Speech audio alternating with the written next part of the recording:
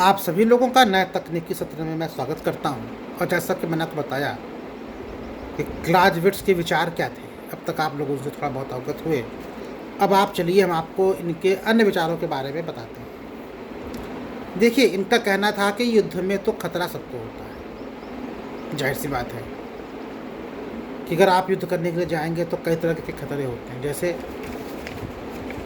मैं आपकी आज की तारीख की बात कर लूँ, क्योंकि आज के एग्ज़ाम्पल देने में आपको अच्छा समझ में आएगा। आप आज किसी युद्ध की तैयारी करिए, सामान को रखने में, ले जाने में, सैनिकों को वहाँ तक पहुँचाने में, बॉर्डर तक ले जाने में। और उसके बाद कई तरह की चीज़ें ऐसी होती हैं कि एक तैयारी का फ़ेज़ हुआ, युद्ध हुआ, एक युद्ध चल रहा है, कौन जीवित बचता है, कौन नहीं बचता है, किस तरह का युद्ध होता है, किस तरह के हथियारों का प्रयोग होता है। तो ये युद्ध तो एक खतरा है ही, और ये खतरा सदैव सबको रहेगा। दूसरा क्या है कि देखिए, जब भी कोई सेना या कोई भी देश किसी भी तरह के युद्ध के लिए जाता है, तो देखिए शारीरिक क्षमता सबकी अपनी अलग अलग है, लेकिन उसके हिसाब से भी लोगों को थकान होती है। ये युद्ध में देखिए सबको होता है। अगर आप समझते हैं कि एक सिविलियन की तरह ज़िंदगी जीता है फौजी, तो ऐसा नहीं है। लेकिन फौजी अगर पीस स्टेशन पे है और वहाँ से अगर उसको युद्ध के क्षेत्र में जाना पड़ता है, तो जाहिर सी बात है कि सब कुछ बिल्कुल बदल के रह जाएगा। थकान तो 24 घंटे रहेगी, लेकिन सिर्फ उसका देशभक्ति के प्रति जो ऊर्जा है, देशभक्ति, देश से प्यार और अपने देश के लिए कुछ कर गुजरने की जो इच्छा शक्ति है, उसी कारण उसको थकान नहीं होती। ये बात बिल्कुल सही है। लेकिन शारीरिक क्षमता तो थकान लाएगी ही लाएगी। तो इन्होंने दो बातें बोली, क्या कि खतरा होता है युद्ध में, और शारीरिक क्षमता कार्य को के कारण जो है शरीर को थकान लगती है। तीसरी बात क्या थी, देखिए ये बात करते हैं इंफॉर्मेशन वारफेयर। देखिए इंफॉर्मेशन वारफेयर क्या है, आपको मैं थोड़ा और क्लियर कर दूं। एक भारतीय संस्कृति में तो सबसे जो पहला और स्पष्ट उदाहरण मिलता है, वो इसका मिलता है कि महाभारत का युद्ध हो रहा था और द्रोणाचार्य सेनापति थे, और वो युद्ध हार नहीं रहे थे। तो पांडवों की तरफ से एक साजिश रची गई कि अश्वत्थामा नाम का उनका पुत्र था द्रोणाचार्य का, और अश्वत्थामा नाम का ही एक हाथी था कौरवों की सेना में। भीम ने उस हाथी को मार दिया और जोर जोर से लगे चिल्लाने, अश्वत्थामा मारा गया, अश्वत्थामा मारा गया, अश्वत्थामा मारा गया। द्रोणाचार्य ने सुना, बहुत दुखी हुए, लेकिन उनको यकीन नहीं हुआ। उस समय के जो सबसे अच्छे कहा जाता है कि कभी झूठ नहीं बोले सत्यवादी थे, युधिष्ठिर। उन्होंने युधिष्ठिर से पूछा कि क्या अश्वत्थामा मारा गया। उन्होंने उसका संस्कृत में जवाब दिया कि हाँ मारा गया, लेकिन आदमी या हाथी ये नहीं पता। संस्कृत में जवाब था। जब वो जवाब देने लगे तो भगवान श्री कृष्ण ने शंख बजा दिया। तो युधिष्ठिर का जो कहना था कि मैं सच बोलूँगा, उन्होंने सच भी बोला, लेकिन शंख बजाने के कारण उनको वो आवाज़ द्रोणाचार्य को सुनाई नहीं पड़ी।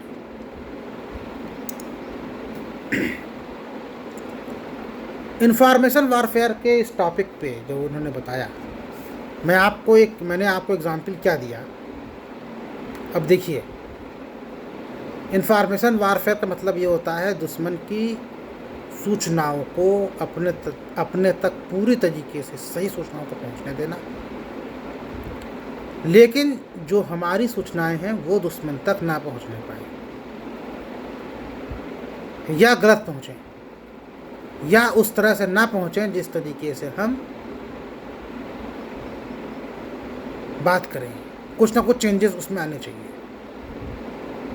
इसको कहते हैं इंफॉर्मेशन वारफेयर। वही सूचनाएं हम पहुंचाएं दुश्मन तक जो हम पहुंचाना चाहते हैं। अब देखिए, अश्वत्थामा मारा गया, ये सूचना द्रोणाचार्य तक पहुंचानी थी, सब लोग चिल्ला दिए, भीम भी चिल्ला दिए, मारा गया मारा गया। द्रोणाचार्य तक सूचना पहुंच गई। द्रोणाचार्य ने जब उसको क्लियर करना चाहा तो कृष्ण जी ने शंख बजा दिया। मतलब क्या हुआ, एक तो पहले वो सूचना पहुंचने दी, गलत सूचना जो पहुंचानी थी, जिसमें आदमी को ये आभास ही न रह जाए सही क्या है गलत क्या है, आदमी किंग कर्तव्य विमूढ़ हो जाए, बिल्कुल जिसको कहते हैं दिमाग पर अटैक करना, वो कर दिया। और दूसरा क्या किया, जब उन्होंने जब क्लियर करना चाहा, सूचना तो जा रही थी लेकिन उसको फिर से रोक दिया। तब तक आकर के पांडवों के सेनापति धृष्टद्युम्न ने उनके गर्दन काट दी।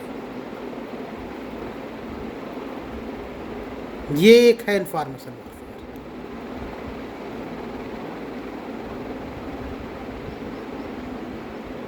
दूसरा एग्जाम्पल आपको देता हूं। आपको सिर्फ इंफॉर्मेशन वॉरफेयर की बात करनी है, जो वो बात करते हैं सूचना युद्ध की। बाकी आपको मैं एग्जाम्पल दे रहा हूं आपको समझने के लिए कि सूचना युद्ध वास्तव में होता कैसे है। परवेज मुशर्रफ जो पाकिस्तान के आर्मी चीफ थे, वो चीन गए थे। कारगिल में उनकी सेनाएं खड़ी थी। वहाँ से वो अपने जूनियर को फ़ोन करते हैं कमरे से, पाकिस्तान में रावलपिंडी, और वो सूचना या वो जो टेलीफोन पे जो बात हुई वो रॉ ने, भारतीय सुरक्षा एजेंसी ने टेप कर ली। बाद में उसको कहा जाता है अमेरिका तक पहुंचाया गया। तो टेपिंग का खेल तो बहुत पुराना है इस दुनिया में, लेकिन हमने उनकी सूचना पा ली थी। तीसरा आपको मैं एग्जाम्पल देता हूँ। 1971 के युद्ध में मैंने आपको ये पढ़ाया, 26,000 फौजी ढाका में थे। इतने भारतीय सैनिक ढाका में नहीं थे, क्यों? क्योंकि पूरे बांग्लादेश में हमारी सेना फैली हुई थी। 26,000 सैनिक नहीं थे। मेजर जनरल जैकब अजीब मुसीबत में थे। पाकिस्तान के सारी सेना भागते भागते 26,000 सैनिक सिर्फ ढाका में खड़े होते हैं, और अगर ये लड़ने लगे तो कम से कम 4-5 दिन लग जाएगा और युद्ध ख़त्म नहीं होगा। इंटरनेशनल प्रेशर बढ़ रहा है भारत के ऊपर, तो क्या करना चाहिए? पर्चे गिराए गए, समर्पण कर दो, और भी चीज़ें बताई गई। गवर्नर हाउस उड़ा दिया, कहा जब गवर्नर साहब सेफ नहीं है तो तुम कब तक सेफ रहोगे। और बहुत अच्छी बॉडी लैंग्वेज के साथ मेजर जनरल जैकब नियाज़ी से मिलने पहुँचते। बॉडी लैंग्वेज में कहीं से कोई ऐसा दुराव छुपाव नहीं था कि किसी को लगे कि ये कम सैनिकों वाला सेनापति यहाँ मौजूद है, और कहा कि तुम्हारे सभी लोगों को हम मारने में सक्षम हैं, आप तुरंत समर्पण करिए। क्या था ये? इंफॉर्मेशन वारफेयर था एक तरह से। बॉडी लैंग्वेज बहुत अच्छी थी, जो सूचनाएं हमें देनी थी वो उन तक पहुंचाना था, उनकी जो सूचना आनी थी वो भी लेनी थी। एक अपनी ओर से जो सूचना भेजनी है वो वही भेजनी है जो हमें सूट करती है। कितने में काम हो गया, समर्पण कर दिया। तो आप लोग समझ गए होंगे कि आजकल वैसे भी इंफॉर्मेशन वारफेयर का बहुत बड़ा यूज़ चल रहा है। चीन को देखिए, आज आपकी तारीख, चीन के अंदर ना फेसबुक है, ना व्हाट्सएप है, ना ट्विटर है। अगर आपको चीन से लड़ना तो आप कैसे लड़ेंगे? कोई चारा ही नहीं है, अपनी सूचना वहाँ पहुँचाएंगे नहीं। एक टिकटॉक की एक दुनिया है, पूरे भारत के जितने लोग हैं, युवा हों, बच्चे हों, बुढ़े हों, जवान हों, कोई भी नहीं, मतलब पढ़ाई लिखाई अपना सारा काम छोड़ करके सब टिकटॉकर और टिकटॉक पर अपना वीडियो अपलोड करते घूमते थे, डांस का, किसी का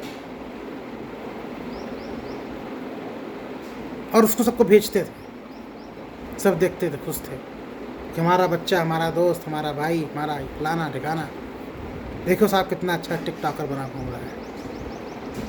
लेकिन हुआ क्या? आपके आंकड़े लिए गए, आपको अपने मूल काम से भटकाया गया।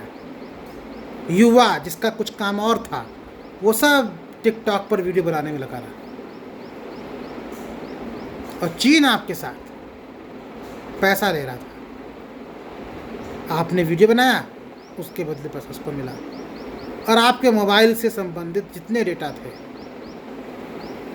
किस नाम पर चल रहा है, किस नंबर पर चल रहा है, सब चीन के पास पहुंच गए, और आप नाचते गाते रहे।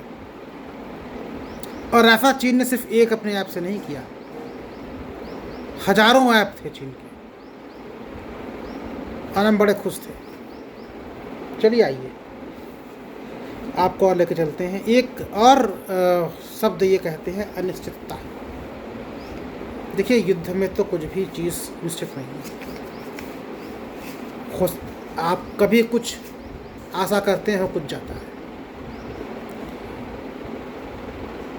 नेपोलियन का एक युद्ध था, नेपोलियन युद्ध हार रहा था, अचानक कहीं से नेपोलियन की एक और सेना वहाँ पे आ गई, जिसकी आने की संभावना लंबे टाइम तक नहीं थी।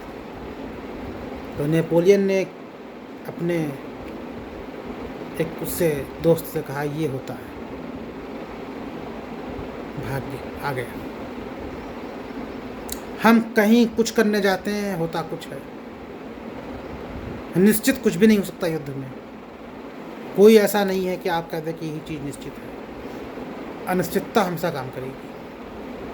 आप कभी भी श्योर नहीं हो सकते कि ऐसा ही युद्ध में हो जाएगा। एक और बात करते हैं, घर्षण। घर्षण क्या है? देखिए, घर्षण कहा जाता है कि आप जिस चीज़ को सबसे आसान काम समझते हैं, अक्सर वही काम सबसे मुश्किल भरा हो जाता है। मैं आपको एक इसका एग्जाम्पल दे दूँ। मान लीजिए आप जाड़े में कहीं जा रहे हो,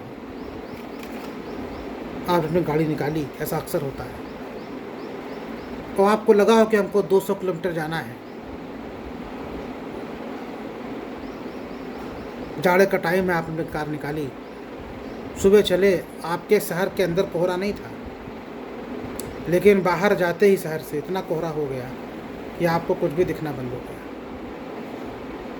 अब आपको तो ये कंफर्म था कि आपको जो दूरी तय करनी है 2.5 घंटे में होनी है, लेकिन अचानक वो 5 घंटे में हो गई, क्योंकि कोहरा आ गया। यही घर्षण है। जो सबसे आसान काम है वही सबसे मुश्किल हो जाता है।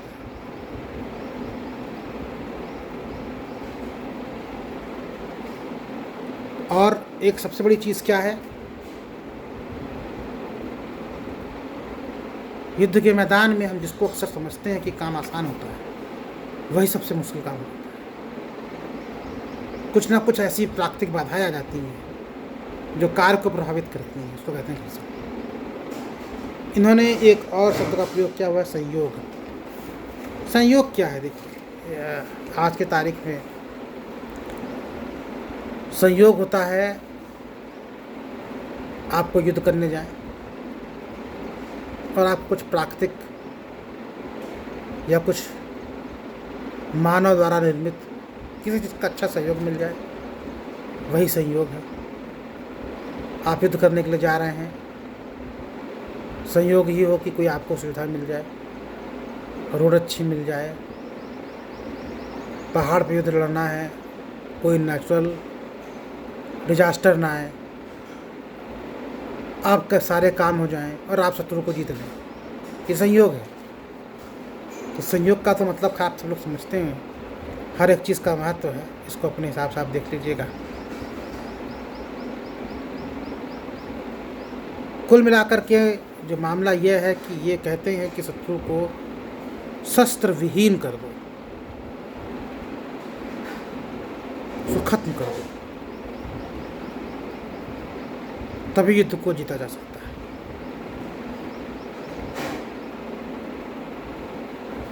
बहुत सी बातें आपको क्लियर हो गई होंगी। क्लाउज़विट्ज़ जैसे विचारक दुनिया में कम ही हुए हैं। ये एक बहुत बड़ी ईश्वर का क्या कहें उसको, शब्द नहीं है, वरना अगर आन वार किताब पूरी आ जाती तो बहुत कुछ सुनने और समझने को मिल जाता। बाकी चीज़ों का, बाकी इनके जो विचारों हैं, बाकी इनके जो विचार हैं उनके बारे में मैं आपको अगले क्लास में बताऊँगा। Thank you.